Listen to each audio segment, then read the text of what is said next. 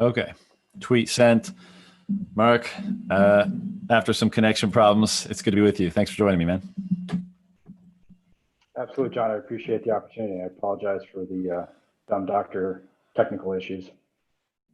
No problem at all. So I think I'm very interested in, and I talk about pretty often these days, the influence that engaging in Bitcoin has had on so many people's approach to a variety of areas of their life, but particularly their health.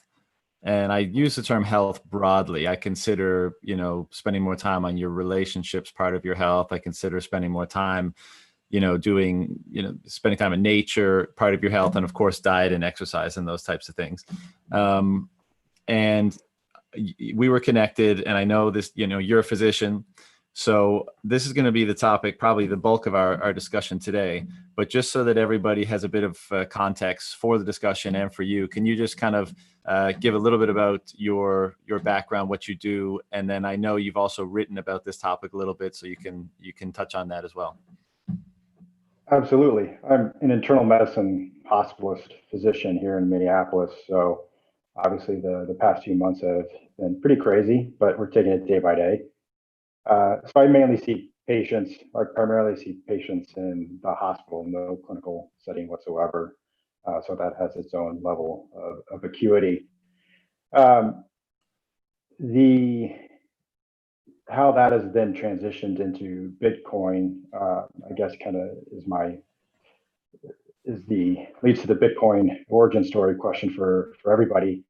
And that was January 1st, 2017. I was recovering a little bit on my buddy's couch in Chicago, Illinois, from the night before, just reading an article on blockchain technology, and I thought it was extremely fascinating technology with some interesting possibilities. And at the time, I thought it might have interesting applications to the healthcare industry. And so I really jumped into the space, learned as much as I could, and rode the wave of 2017. Quickly, I think, got burnt out by 2018, so I had to take a step back. And it was when I revisited the space in late 18, early 19, that it was solely with Bitcoin. And one thing that I began to recognize and see people talk about was how Bitcoin and the community had affected their behavior, primarily with regard to health and the choices that they were making, which I found remarkable. Here I am as a physician in practice for close to 10 years, and having had these conversations with my patients all the time with little to no effect, at least it would seem. And here this technology that has to do with money is changing people's health-related behavior. So that, amongst every other aspect of Bitcoin, really drew me in closer, so much that I felt like I needed to put pen to paper here recently and really tease out these concepts. Yeah, it's such a funny phenomenon. That something, as you say, you are in a position of health authority, and you would have patients throughout the years, and you would do diagnostic tests, and you would sit down with them, and you discuss problems, and you discuss action items for solutions. And I would, I imagine that it's very difficult to get adherence to a lot of the different suggestions that you might put forward, because changing behavior is difficult. And then this digital protocol comes along that packages together, sound, money, and a bunch of other different things. And for some reason, that is the impetus for people to, is motivating enough for people to change behavior that is, very deeply ingrained in many cases. So why don't you break into what you wrote in that article? Well, I think we need to take a look at the similarities between money and health, or savings and health. And there are similarities between the two. You look at how with your money, you go to a financial advisor and an accountant. With your health, you go to a physician, right? So there's this hierarchy of information, or information asymmetry, that you need to rely upon somebody else, for better for worse, and trust in that individual for that information. Obviously, the second parallel is a time preference. situation where both with savings, we don't prepare well. We don't save for emergencies. We don't save for retirement. The same thing holds true for our health. We don't invest on our health now so that we can reap the dividends of better health in the future. And then one of the things that Jason Williams actually tweeted about a few weeks ago was with regard to how wealth provides increased optionality with regard to all aspects of life. The more money you have, the more options are opened up to you with regard to occupation, travel, medical care, et cetera, et cetera. And the same thing holds for better health. Better health you're in, the more options you have in life, the less reliant you are upon medical care needs, less reliant upon medications, and so forth. And so I think with the acknowledgement that there are similarities between two seemingly opposed or different domains in life, money and savings, money and health, you can see how Bitcoin could have an influence on one's health. With that specifically, I think time preference is paramount, but it's not enough, right? I think it's a package deal, so to speak, with regard to the characteristics of Bitcoin that changes our behavior. But time preference is one of those. And so, with regard to time preference, it's something that we all know about, right? Delayed gratification. We all are aware that it's more often than not good to delay gratification for future reward. So as you alluded to earlier, information isn't enough to change our behavior. So the knowledge of time preference is not enough within the Bitcoin to have it change behavior to the extent that we've seen, right? So I think then the second component of that is the sound money element. And the fact that Bitcoin is not inflationary. So with regard to that specifically, we look at savings rates over the decades. And this is probably a what the fuck happened in 71 statistic, but the fact that savings rates have dropped over 80% since the 70s, and the obesity rates have increased 110+% since that time, certainly correlational. But when you look at the other correlational situations too, like the more debt you're in, the more higher likelihood of being obese, and vice versa. What we don't know is the directionality of that link. But nonetheless, I do strongly feel that the sound money, the low inflation, the stored value components of Bitcoin drive that incentive to plan for the future. And I think that that incentive spills over into other domains of your life, including health, because you start to think about, okay, I'm saving for the future. What else can I do to ensure that that future is sound?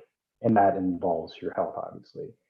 The other thing that Bitcoin has, no other asset, no gold doesn't have, Tesla stock does not have, and that's this ethos of being able to take control of the things that you can in life, right? That includes your money, that includes your health, and that is empowering, right? It's an impetus to examine one's choices and say, okay, by buying Bitcoin, I'm taking ownership of my financial freedom, my financial future. By eating better, by exercising, I'm also taking control over my health in the long term. And lastly, I think it's a certain degree of optimism about the future. When you have a more optimistic outlook for your future, both individually as well as at large, you're more inclined to make healthier choices. And Bitcoin gives us that optimism. Many people have tweeted in the past few weeks that, without Bitcoin, the stuff that's been going on would seem a lot more bleak than it currently is. So I think it's not one aspect of the Bitcoin that drives these changes that we're seeing in people's behavior, but rather the whole package. Yeah, that's extremely well put. And it always blows my mind that something of the nature of Bitcoin, however we choose to ultimately characterize Bitcoin, if we can even do so simply, has that level of impact on people's lives. As you mentioned, it creates a change in one domain that ends up spilling over into so many other domains. And I think many of these changes are positive, not exclusively. I could certainly see, some potentially negative aspects of being so into Bitcoin, but by and large, extremely positive changes that just impact so many different areas of life. It's a really strange phenomenon, and one that is really foreign and odd to the ears of people who are not deeply involved in this stuff. I've had lots of conversations with people about Bitcoin as an investment, as an alternative monetary system, et cetera. And those, people are occasionally receptive to that. They can see it. They might understand a bit about what's going on with central banking and inflation and global monetary policy. But I get the really screwed up weird face when I start talking about how so many people that I interact with in this space have fundamentally changed behaviors and fundamentally turned around or dropped bad habits and began to establish good habits. They just simply can't see the connection between the two. Yeah, you're absolutely right, which is surprising in one sense, but not in the other. It's surprising because how money is a part of every transaction, of every choice that we make in our life, right? So how could it not affect those things? But I think it has been so insidious over the decades. I like to think of high time preference as being one of the most insidious scaling aspects out there. Like nothing scales more insidiously than high time preference. These choices that we make individually that are to our own detriment, all the way up to on a international level. When you look at how the WHO could not plan for the future with regard to this pandemic, so you can see how having a high time preference becomes just caked into one's behavior in everyday choices. And you don't question how the opposite, in this case, low time preference and sound money, could change your behavior differently. For example, we're taught, that consumption is the end all be all for the drive of our economy. Krugman wants us to think that consumption is the ultimate goal for us as individuals, but that doesn't acknowledge quality of consumption, which has a direct, I think, parallel to one's own choices with regards to health. The quality of your consumption as it relates to the food that you eat. If your savings has dropped for decades, right, and you have less money, you're obviously going to be purchasing cheaper and cheaper food. If your salary has not been commensurate with inflation, you can afford less. You're going to be eating worse food as the years go by. So yes, you're consuming, but what you're consuming is crap. And what the output of that is chronic disease. And I think the same thing holds for the economy in general. The quality of our consumption is very much of importance, in my opinion. Yeah, absolutely. And you mentioned one of the aspects. You have 4 points in your article, and one is a shifting from a kind of hopelessness around the future toward a hopefulness for the future. And again, it's one that it's a lot of people might find strange, but it's one that I've come across almost unanimously in my conversations. And as you say, if we did not have Bitcoin right now, I'm sure many of us would be far more concerned about what's going on currently than we already are. And no matter what you think, no matter what you have backing up behind you, what's happening now is concerning, but it's at least it's balanced by maintaining with the knowledge that there is a mechanism and there is an alternative. It's just our job to engage in it and grow it, and hopefully more people will do the same. But are you ever able, in the context of a healthcare provider, to explore that with people? Because I've often, not even, somewhat jokingly, but I think in the future it may actually become a thing where a lot of people's angst, anxiety, depression, um, low energy, these sort of things that characterize, let's say, less than optimal mental states, much of that can be contributed to by a hopelessness for the future, looking out into the future of your life and not seeing anything on the horizon that gives you that enthusiasm, that energy, that hopefulness, nothing to take care of your life and your body for. It just looks bleak, and that can have a very material impact on your day-to-day state of consciousness. And because I know of the impact it's had on so many Bitcoiners, I wonder if that type of, call it financial education, will work its way into some kind of mental health care. Yeah, there's a lot to unpack, and in what you Sure. said, and I think it's, I do think it carries over from Bitcoin to other aspects of your life. And for me, the reason is I see Bitcoin, among other things, as a means of self-sovereign financial freedom, right? I, for so long, basically outsourced any knowledge of finances and money. And I just thought, okay, now I'm a physician, I'll just pay for a financial advisor to take control of that for me. And I'll do that. But for the past 3 years, I realized that's ridiculous. Why would I rely upon somebody else for that aspect of my life when the same thing holds true for my patients and the ability that I'm able to provide, the good that I'm able to provide for them? So I have a very limited capacity, knowing that what drives somebody's health is primarily their lifestyle, right?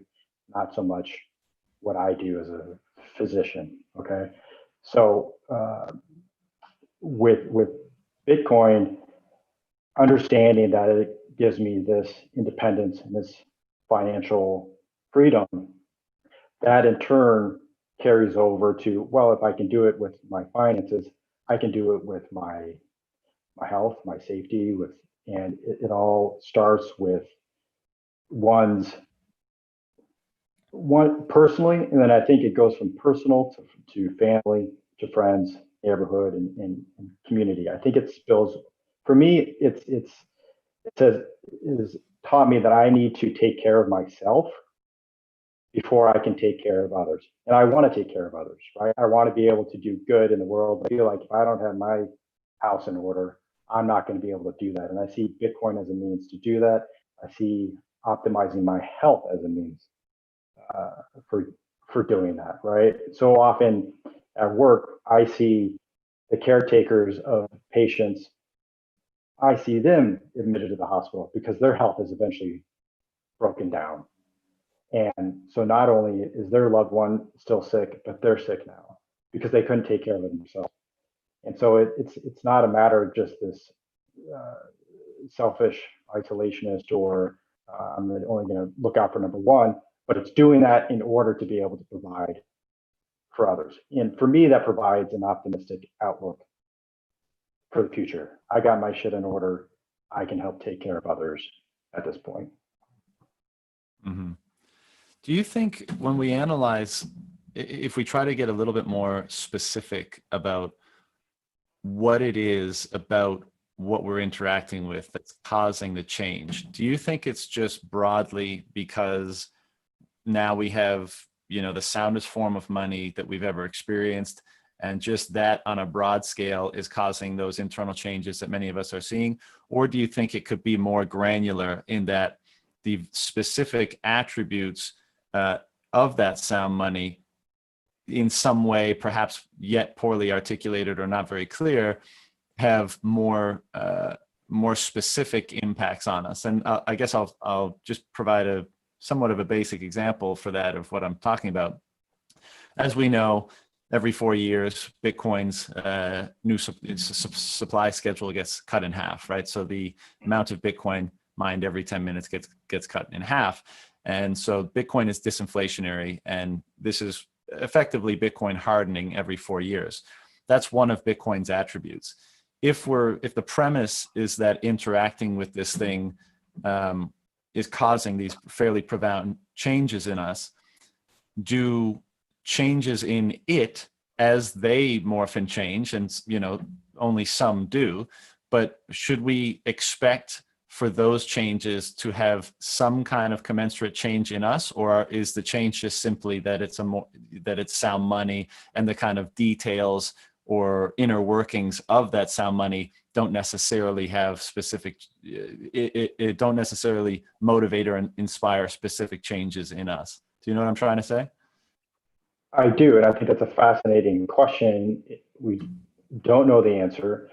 I spent a lot of time seeing if there's been anything written about health and in money over the years, but we've never been in a situation like this now, where we've got chronic disease as a huge problem, and now Bitcoin, right? So there's nothing to compare to that is meaningful. So to answer your question, yes, I do think it has impact. Whether I don't think it's probably a conscious impact that we look at happening and think to ourselves, there's fewer issuance coming out now. I have less time on this earth, therefore I need to be planning for the future more. I don't think it's conscious like that, but I would fully expect that as the years go by, we'll have a better grasp of those more granular elements of the Bitcoin protocol that in turn have led to people's behavior change for sure. Yeah, I pretty much agree with that. I suspect that's correct. And I think most of this, as with the existing paradigm in the fiat system, is it's not conscious. People aren't walking around thinking, oh yeah, my time preference is high because I exist in a fiat system. It's just, as you said at the beginning, money is so insidious. It's a part of so many different things in our daily life. It's the other half of every transaction. It's how we interact with the world and construct our lives. And so the characteristics of that money, even unbeknownst to us, are going to bleed and spill into our behavior and our activities and all the different things that we use it for, and how that reverses back to influence us. What do you think, in the Bitcoin community, the carnivore diet is quite popular? Mm-hmm. First of all, as a physician, what's your take on the carnivore diet? And second of all, where do you think this fits into in the broader context of this discussion, in terms of change and approaching one's health, et cetera? Sure. It's funny, I came across a tweet the other day talking about paleo and Bitcoin going back to 2009. So diet, and specifically paleo carnivore, Really? has been around for several years. Yeah. So it wasn't just Wow. safe eating who certainly made it more popular, but it's been around. So look, with regard to diet, we all know that you can cherry pick the research to find a study that supports what you want to eat. So I'm not in that game. I don't, I'm not going to go down that path. But what I tell people is four things. What are your numbers, right? So the blood pressure, cholesterol, A1C, BMI, inflammatory markers, things like that. Those are all good, fine. Two, what are your goals? Are you looking to mitigate chronic disease risk factors? Are you strength training? Are you an endurance athlete? What are your priorities? Are you wanting something less of a carbon footprint, etc.? Three, is a sustainable diet, right? Is a diet so restrictive that there's no way you're going to be able to make it past 6 months eating this way? And fourth, and most importantly, how do you feel, right? So you could be vegan and eating beer and French fries, and feel like shit. So in the end, I don't really care what you're eating. It's just I want to know those four things, right? And then work with an individual to meet them where he or she is at in order to find what works best. You know, that's I find the diet debate on Twitter to be so futile, right? And it's kind of laughable in a way. This is my own theory, but I think a big part of why we see so many diets is not only because it's easier to monetize a specific diet, but I also think that there's research coming out to say that uh, people respond differently to the same food. For example, somebody who eats a scoop of vanilla ice cream is going to have a larger insulin spike than somebody else, and that appears to be primarily microbiome driven. And so to say that this diet is right for you and everybody else, it's not one size fits all, right? And so I think that's a large part of why we see so many different diets out there, and people think saying, you know, well, it didn't work for me, therefore it's crap. I don't think that's the case. I think it's much more nuanced than that. There might be a diet that fits the bell curve, but in the end, it's much more of a personal choice. And again, numbers, goals, sustainable, how do you feel? Yeah, I agree with that. And I think part of it is also, and I want to be careful how I say this because inherent in this statement is an assumption, which may be incorrect, but Bitcoin seems to be motivating in people, a heart, maybe not a hearkening back, but a preference for more simplicity in life. Not across the board, but it seems like Bitcoin, at least let's say my experience, kind of puts a lens over how I see things. And I was very much, a lot of these quote unquote Bitcoin changes, these changes that are inspired in people as a result of engaging in Bitcoin. My prior life, there was many of them present and many of them were developed. So the changes for me weren't as dramatic as perhaps they have been in some, but it seems to put a lens over the way you see things where you value clarity and simplicity versus perhaps before cluttering or complexity, or and maybe the answer to that is simply in a fiat unsound money world, maybe there's more waste, there's more junk, there's more production for the sake of it, and maybe in a sound money world there's more simplicity, there's more quality, there's more long-term goods, and as a result there's less clutter and complexity. I don't know, but what's your thought on that? I feel the same way. It's funny, the more you jump in Bitcoin and you learn about all the different aspects of it, from the technology to the philosophy to the economics to the monetary history, etc., and you start peeling back those layers, you understand the complexity not only of Bitcoin but our entire economy and in turn the world, right? And that's both frightening as well as liberating in some sense, that you're able to understand that, know that again, it kind of comes back to this individual empowerment. I'm going to take care of myself. I'm going to make things simpler, control the things that I can, and go forward from there. I mean, Bitcoin, something about Bitcoin is, it's pulled back the curtain on the wizard, so to speak, for me, in understanding how messed up a lot of things are, right? I think that's been the experience for many Bitcoiners. I think Connor Brown mentioned on your panel interview that it also at the same time gives you this optimism. Okay, I see this shit show of what's going on, but then here's my optimistic out. And in turn, how that influences you on your day-to-day life, I think, is a a reduction in complexity. I don't know how it does that, but I certainly felt that the same way as I think you're experiencing. You try to minimize those things that you can, knowing that the rest maybe you don't have as much control over. Yeah. And I think that sensation of sovereignty and freedom, which is both scary and extremely liberating and invigorating, that you get when you interact with Bitcoin, and at least in that domain, you take financial sovereignty and responsibility.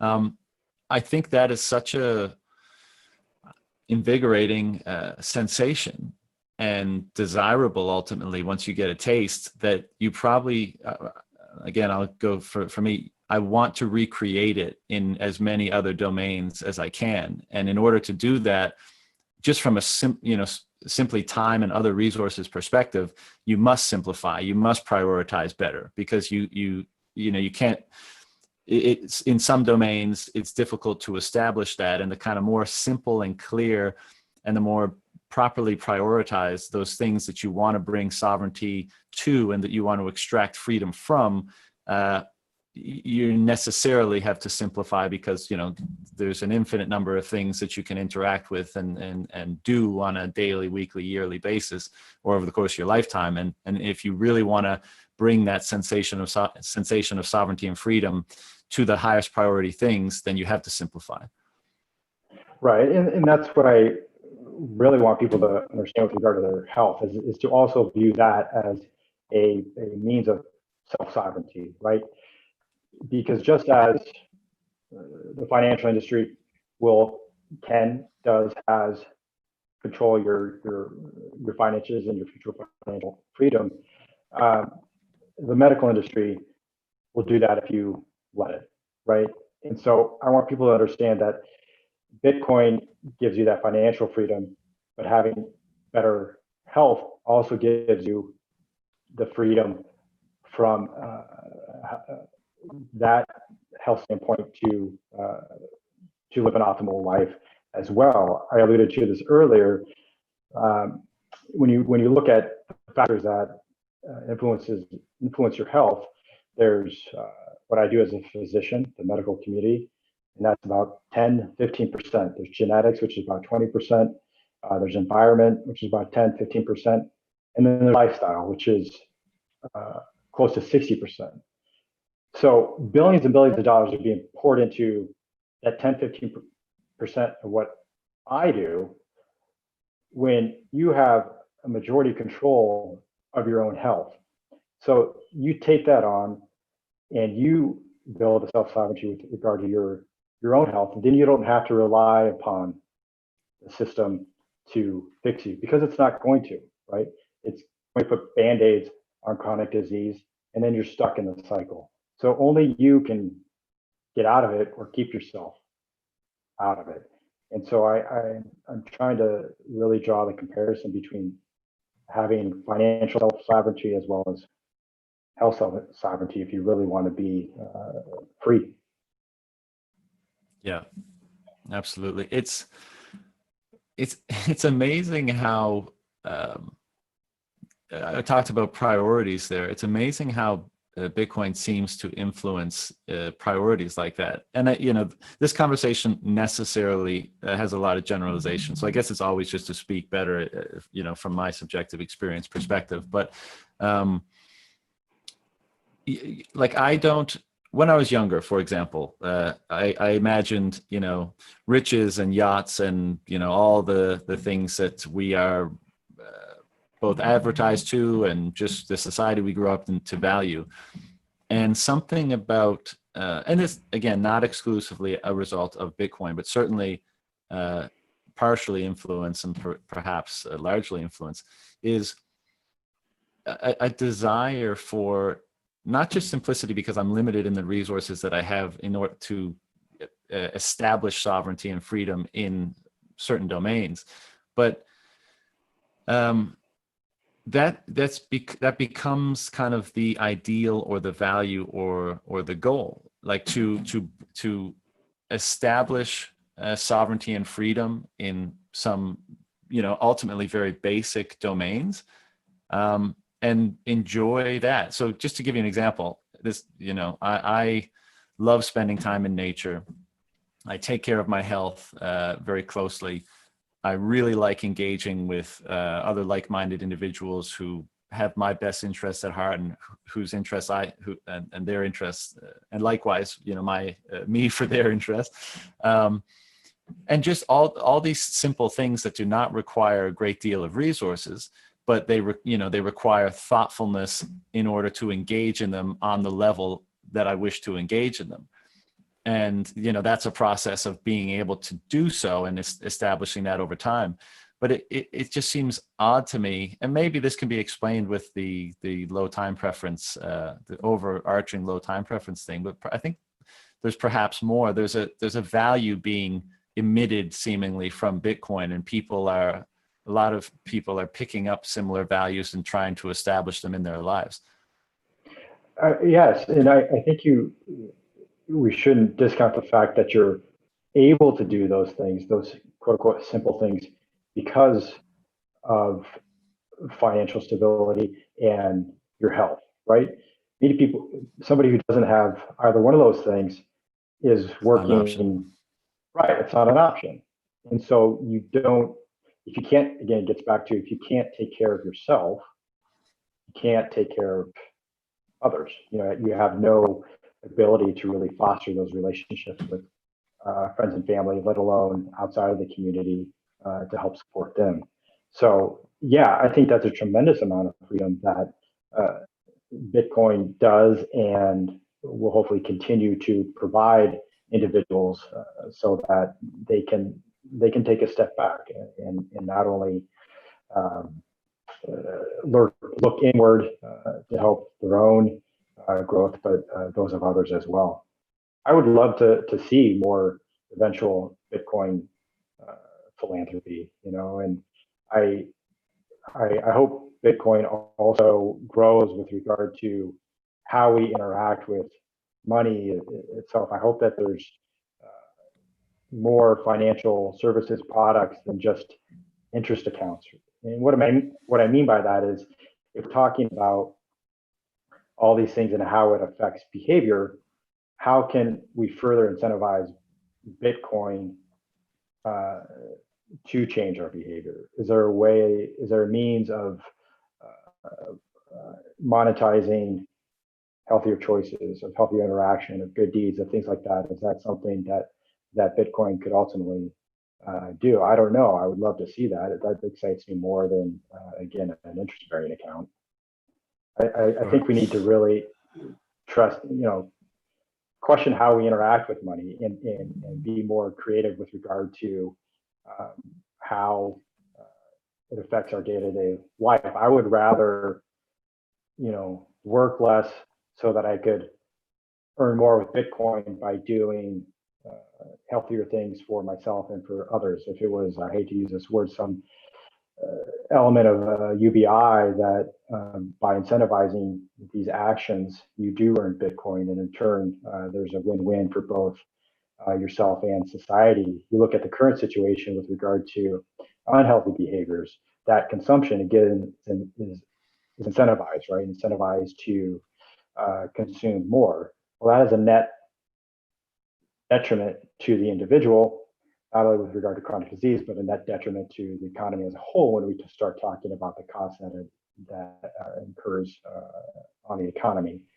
So behaviors follow incentives, and if we can somehow incentivize the opposite through Bitcoin as a sound money, I would love to see that. Yeah. I mean, this has been what we've been discussing, right? But I guess, and we touched on a little bit earlier, but what is it? Because we could come up with, I'm sure, and they will come up with creative ideas to incentivize behaviors and, pay in sats or whatever creative entrepreneurs come up with. But at the end of the day, I mean, Bitcoin seems to be, just by being itself, incentivizing the hell out of people to change. And I mean, and if you've already answered this, just you could say so, but have you pinpointed specific reasons why Bitcoin is incentivizing people? Because I'll give a little more context for this. What we're saying is like, yeah, sure, it'd be great if this thing could directly incentivize people to change behavior, because that would be helpful for the individual and collective society.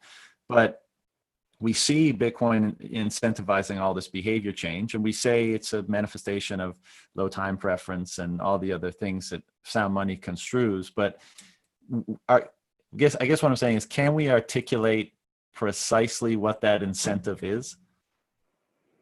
Well, you're not going to get that incentive unless you own Bitcoin, right? So whether you go buy it off of an exchange or wherever, or you earn it, I think it would still have the same effect. So I like the idea You of just earning, mean getting it in the hands of people, right? That's right, the big thing. Yeah. because we would not have been experiencing this had we not initially bought Bitcoin. You buy Bitcoin and then you learn about it, and then the behavior occurs. So I think, again, whether I'd like to see the opportunity to earn Bitcoin more than just buying it, right?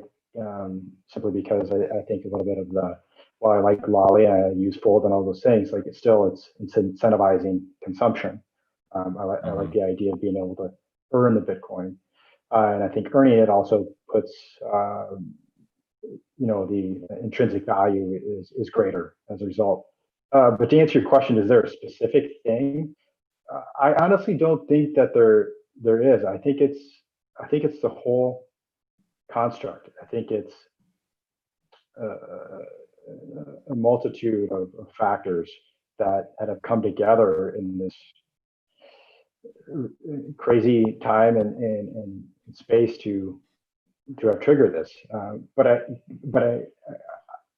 the fact that people were tweeting about this like pre 2017, pre Bitcoin standard, tells me that there is something within the protocol itself, something about sound money that has led to people's behavior change. And I want to see somebody with a bigger influence, like yours or somebody else, like send out a survey. I would love to see what people's responses are to this very question.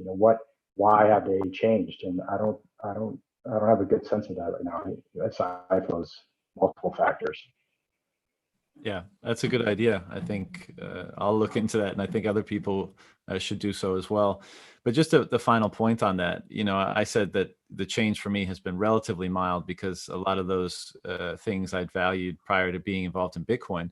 But I've had conversations recently where people were, substance abuse, wasted a lot of time, whether it's video games or, getting up to no good outside the house, or just, all of kind of the worst, if not criminal behavior, well, not the worst criminal behaviors, but a lot of the kind of delinquent behaviors that some of us have spent some time in during our lives and others for more prolonged periods, and really not engaging in the world, not asking questions about the world, not feeling good about themselves in the world, to being, clear-headed, clear thinking, on the right path. It's just remarkable. And I think to your point earlier, I think that's an optimism for the future. That's hope. That's Right. hitting rock bottom and seeing hope. And for many of us, Bitcoin is hope. But that hope is different for every person, and that hope can change for individuals. But nonetheless, I think that is a big factor. Bitcoin is hope for people, and hope is a very, very strong motivator. So it's a very good point. I think for those individuals, they see it as that outlet. Yeah. Have you changed much, since, let's call it 18, since you really started going down the Bitcoin specific rabbit hole? Have you noticed changes in your outlook, life, behavior, habits?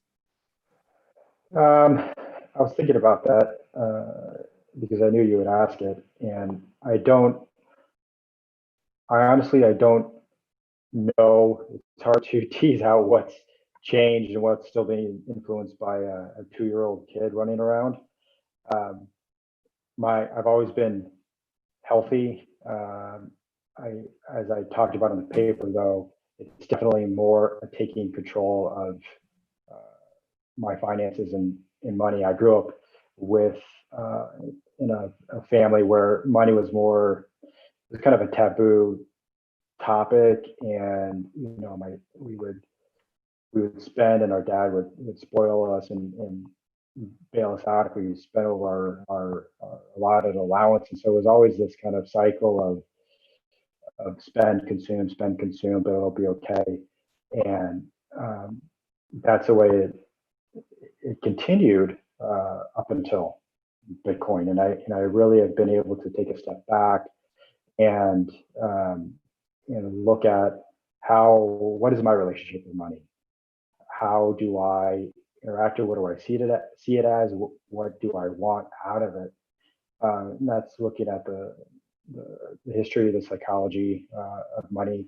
So for me, it's been not only a financial freedom on paper, so to speak, but also mentally. I understand money now. I understand the financial aspects of it. And I'm not scared of it. I'm not chasing it. I'm not chasing the yachts, as you said. So that's been the biggest impact that I've had. But like you, I didn't have bad habits per se. I've always been a healthy guy. So for me, it was much more of a how I related to money. That's been the biggest change. I hate to use this word, but I think you'll know what I mean when I use it. But has it changed your perspective politically at all since being involved? On whatever issues that you might have had a certain stance on before. Have any of those changed? Yeah, absolutely. A few examples. One, as we talked about earlier, you understand how complex the world is, right? And these levers that we're used to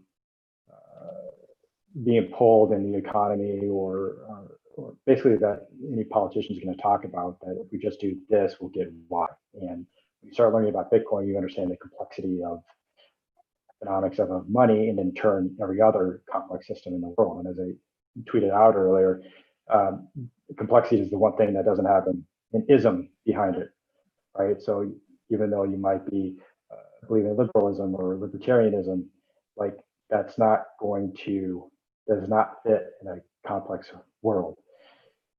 But yes, it has affected me. For example, quite recently, the Second Amendment, like I've never been a gun owner. In recent years, I was never staunchly opposed, but I was definitely more leaning towards heavier regulation. Here come the riots in Minneapolis, and I'm between the downtown riots and the uptown riots, and our neighborhood is basically told, you're not going to get any help. You're kind of on your own. And for the first time, it was like, I get it. I understand now that you can't rely on, you hope to be able to, but you can not 100% rely on others to, in this case, for your safety.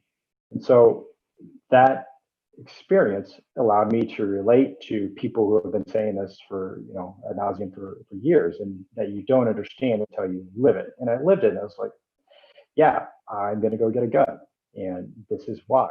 And I live that, and I understand it now. And so absolutely, it's changed my frame of reference. Yeah.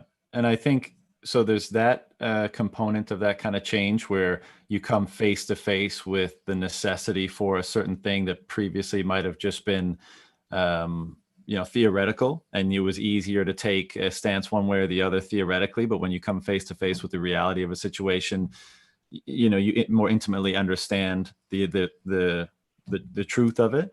But I think another component of that issue specifically is, this whole thing, Bitcoin is a tool of freedom and sovereignty. And this is what we've been discussing. And we've been discussing how it influences the way people look at their freedom and sovereignty, and how it spills over into many different other areas of their life, with their freedom and sovereignty over their health, freedom and sovereignty over their finances, et cetera, freedom and sovereignty over their living conditions.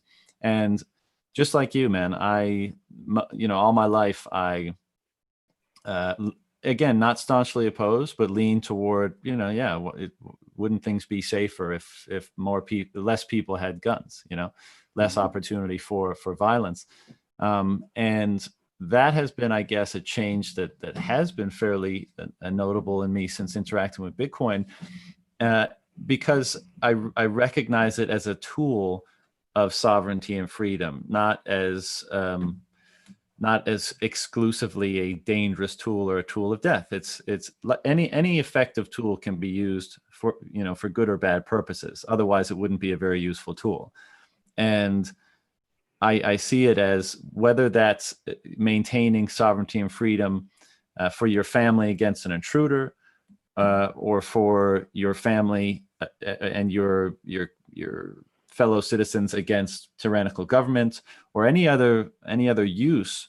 The idea is that it's another tool of sovereignty and freedom, and for that reason, my opinion has pretty much 180'd on it. I would like to see a social approach to being able to more responsibly wield weapons and other means of power, so that we as individuals in society, instead of shunning or being afraid of tools of power, take responsibility over them and learn how to use them responsibly and only when absolutely necessary. I think that's something that should coincide with a more accepting approach to guns. And I think over time that will happen. But yeah, this is, for me now, it's all about looking at things through the lens of sovereignty and freedom. I think there probably will be trade-offs along the way, but that is like we've both mentioned yachts as perhaps an ambition earlier in life. But for me now, it's the establishment of sovereignty and freedom, and that is what I'd like to establish, and that is probably the lens through which I most assess things, whether they be guns, whether they be jurisdictions in which you live, whether they be health, finances, et cetera, et cetera. And I think a lot of people in this space are starting to see things through a similar lens. No, I completely agree. And admittedly, in years past, even the word freedom has certain connotations to it that I think would be more associated with, again, people who are endorsing the Second Amendment and maybe leaning more right, and which is ridiculous. And now I have a different relationship to it, because again, what Bitcoin has showed me is that I need those things. I need my own financial freedom. I need my freedom of health, meaning I don't need to rely on medications with side effects and cost to keep me healthy. I don't need the financial or the medical establishment to maintain that. That is freedom, as you said. And I need that freedom in order to not only best serve myself, but to best serve others. How, for example, how can you expect people to care about climate change when they don't have that personal freedom with regard to finance or health? Like it's absurd, right? And so you need to have that freedom, the sovereignty, to be able to take care of yourself and in turn others. I think it starts with your family, and then it goes from there. So no, I couldn't agree more with what your previous statement.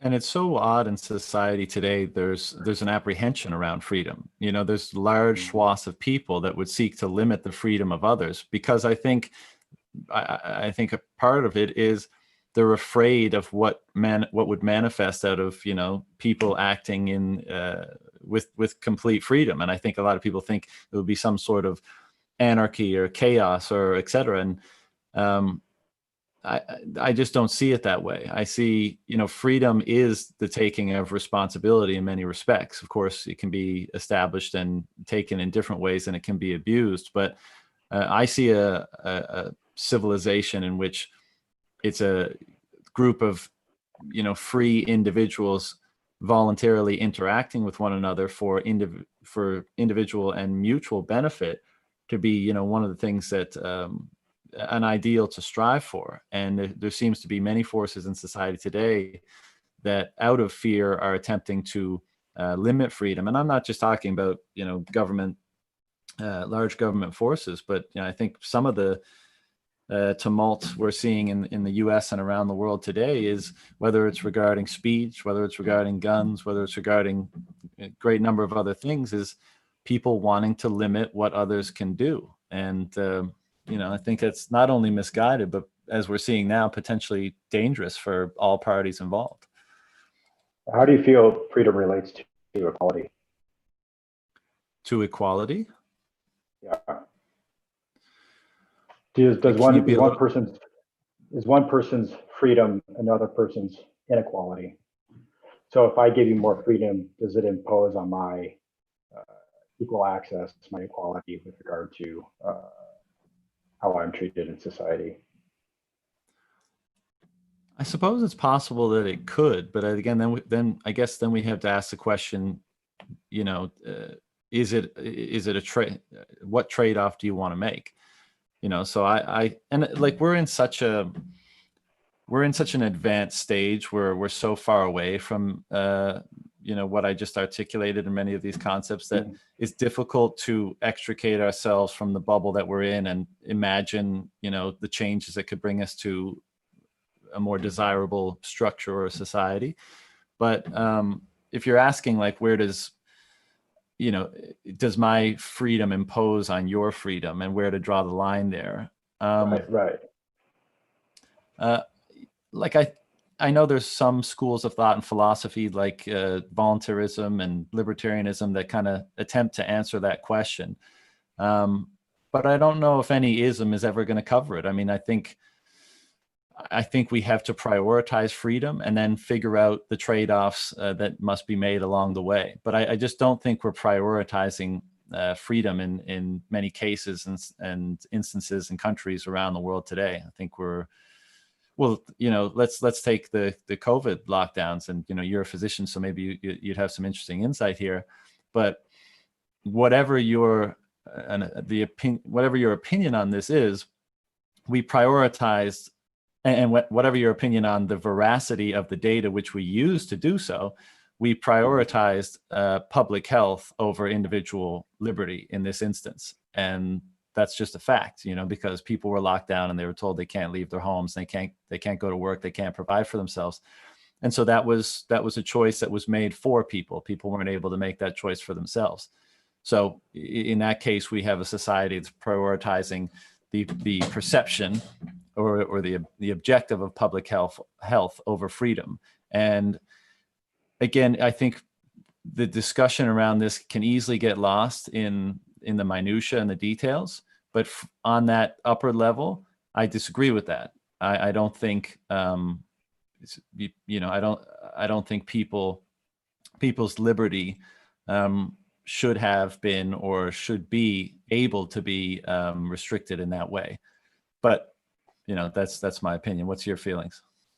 Well, I hate the fact that we were in that situation in the first place. Again, it comes down to that high time preference of organizations that weren't willing to allocate resources to prevention of something like this, or at least mitigating the response, mitigating its effects. And because they obviously knew about it. So the fact that we're here faced with this situation, I think, is the most frustrating thing for me. And again, that's, as we're all been experiencing, a trust issue. We trust the World Health Organization. We trust the CDC to have been on top of these things in case they were ever to occur. And they weren't. And here we are faced with the secondary debate of lockdown versus the ability to go back and maintain your business. So I don't want the former to get lost in the conversation, the broad conversation that is as things move forward. But yeah, my opinion has gone back and forth. When this first went down and we were preparing for the worst, as a physician, it was extremely scary, and you wanted people to stay home and abide by the vague rules that have been set in place. But then you start talking to people whose businesses are closed and who are losing their livelihood. And again, you realize the nuance of the situation. You realize that these situations are not binary, as they more often get broken down into in the media. And so um, I began to think and believe that it's most likely that the economic consequences that we will see of this uh, lockdown, businesses that are going to go out, the social toll, the mental health toll, all of those components are probably going to have larger downstream secondary, tertiary effects than the virus itself, right? So I think the treatment is going to be worse than the disease, so to speak. But it's hard to not play the counterfactual and say, okay, if we had not locked down at all and let it run rampant, would that have been worse? We just don't know the answer to that at all. And again, it comes back to just the fact that we're here in the first place. Yeah, I think a lot of people, back to what we've been discussing this whole time, I feel like so many people have just outsourced so many of the responsibilities of their life to the state and to other authority organizations, that it almost becomes de facto or foreign to make those choices for yourself. So again, as you're saying, all we can contend with is what happened and what we know. But you know, if people knew that they were fully responsible for their health in these situations, then maybe there would have been a more dynamic response. You know, people would have, if you had health conditions and you were at risk, maybe you would have stayed home. Maybe there was community support. If you weren't at risk, maybe you could contribute in some way. Maybe you could continue going to work. You know, this blanket approach that is a result of centralized government and authority, and this has been said many times in writings and podcasts in this space, just makes the whole thing more fragile. And I think that makes it makes poor outcomes almost inevitable. But I do want to get your take on, you know, you kind of asked me, where do you where do you draw the line between freedom and inequality, or what do you see as that relationship, and where does my freedom begin and your freedom end? What's your higher level philosophical opinion on that? What's your view on freedom and inequality? Yeah, it's still evolving for me, for sure. And I don't know. I think the one thing that I do recognize is that the again is not a binary situation for any topic that is out there, where it's whether it's the Second Amendment or um, whether the riots were good or bad. Like it's much more nuanced than people really want to acknowledge. I think that you can, by allowing for individual freedom in the sense that we are talking about it, where people have financial freedom, they have freedom with their health. I think that in turn allows for greater equality uh, across the society, rather than trying to force equality um, and impeding on other people's freedoms. So I think you can give people um, uh, freedom in the sense that we're talking about it, which in turn will allow for greater equality across the society, rather than trying to pull levers, force equality, and in turn hope for freedom. Does that make sense? Yeah, it does. And I think what I'd love to see is for that to be able to play out. You know, as I said before, we're so far down this road of, I know this is perhaps the wrong word to use and some people won't get it, but this kind of fiat centralized culture that we exist in, we're so far down that road that I think it's scary, and that's created so many people that are frankly, you know, they don't think about these things, or they're highly driven by impulse and emotion. You know, there's large swaths that don't care to inform themselves broadly or kind of on a balanced basis. They pick their ideology, they pick their team, and that's how they interact. And in an environment like that, it's it's definitely scary to think if everyone had, total freedom and control, and thus, the role for someone to make those decisions en masse maybe seems more appropriate or more agreeable at least. But I like to think that in the future, however this transition takes place, that's what we'll have, and we won't be so afraid of people making their own choices. Things will just we'll have more faith that people will make better choices that are better for themselves and less likely to negatively impact others. And the system will be more dynamic in accepting when people make bad choices and it has negative or deleterious effects on others. And I know that's a big jump from where we are now, but that is definitely what I'm hopeful for the future. Yeah, I couldn't agree more. In parallels exactly what we were talking about before, where you have the financial institutions basically saying, don't, you can't take responsibility for your money and trust it to us. We'll take care of it. And in turn, then people outsource that and never question it until it's gone or something changes. And then the same thing happens with your health. You rely on the medical establishment to take care of you. You develop type 2 diabetes and you are taking medications for the rest of your life. So if I could give people the power to take care of themselves and prevent seeing from needing, the same thing goes with your money. Yeah, that individual sovereignty, again, freedom, you got to trust that people are going to make the right decisions for themselves thereafter and do what's best for them, which again, I think bleeds over into their family and their communities and making society better as at large. Yeah. And, the flip side of that, or perhaps a more succinct side, is let's just assume that people are going to make bad and malicious decisions, right? Or bad and malicious decisions are going to be made. Would you rather them be made on an individual level or on a centralized level, where in one case, bad or malicious decisions affect one person and their immediate environment? In the other case, bad or malicious decisions affect broad swaths of humanity.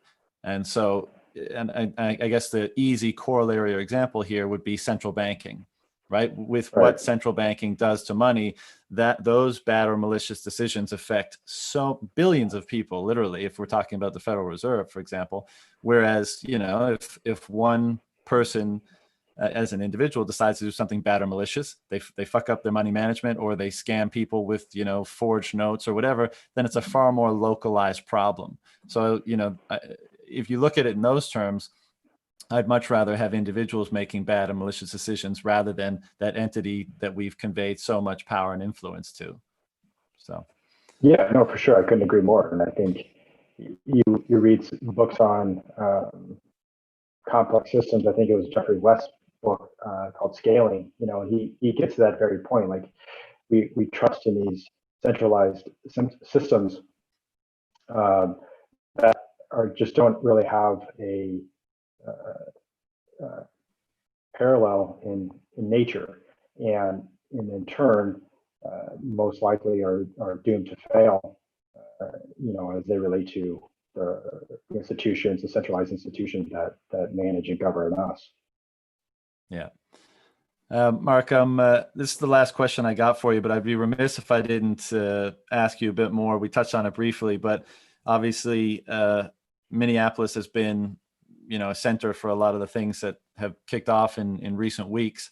You mentioned a bit kind of how it's changed your opinion on firearms and the Second Amendment. What are things looking like there now, and what are you kind of looking at or tracking as a result of everything that's going on? The businesses are opening back up. It was crazy. We thought with COVID things had kind of shut down, but they saw grocery stores open, gas stations open, and so it wasn't as bad from how it affected your daily life. But with the riots, everything around me, from downtown to this uptown area, is boarded up. Gas stations, grocery stores, local businesses were all boarded up. Most of them were looted or broken windows, and so that it slowly started to open back up, and things are getting back to normal. I think, you know, I I think I love my city, but I think there's very much a deep-seated um, neglect with regard to issues of race, where Minnesota is known as Minnesota nice, but anybody who moves here will tell you that that's not really true. We're a little bit more passive aggressive, and I think that that spreads into uh, xenophobia for our Black community members, our Native community members. So I think we have a lot of issues that we are able to easily brush aside in Minnesota, just because our state otherwise is a beautiful one to be in, and we're in the Midwest, and everything should be great. But it's not. Clearly, it's not. This has been going on now for years, for decades, right, within the Minneapolis police force. And the fact that we had a killing like this 3 years ago, um, and we weren't prepared for it to happen again, let alone for the riots to occur, is just ridiculous. Again, another high temperament behavior that they didn't have their shit together to be able to get this under control. Yeah. I lied. Last question that just popped into my mind, but a lot of people that I've spoken to, as a result of interacting with Bitcoin, it's either slightly or grossly changed their career ambitions and what they see themselves doing, a track they decide to end up taking. Has your experience with Bitcoin altered at all how you see your career playing out, what you what you want to do with your career and your talents? Absolutely, 100%. I don't know what that is yet. Like I said at the beginning, I want to be able to be more involved in the Bitcoin community. I just don't know what that's going to look like yet, and how to combine my areas of expertise within Bitcoin. But I have long desired to leave the hospital system and be able to work with individuals, uh, one on one, to be their physician coach, to be able to go to talk with them about diet, about lifestyle, about exercise, all those things that they're not getting from their current health system, and really be their partner for their health sovereignty, to optimize their health capital, so to speak. So if that somehow gets combined with Bitcoin in some manner, whether it's something as simple as I accept Bitcoin, or something greater, I definitely want to pursue that. Awesome. Well, Mark, this has been a very enjoyable discussion. I appreciate you taking the time to share your thoughts and experiences with me and everyone listening. Any last words before we shut this thing down?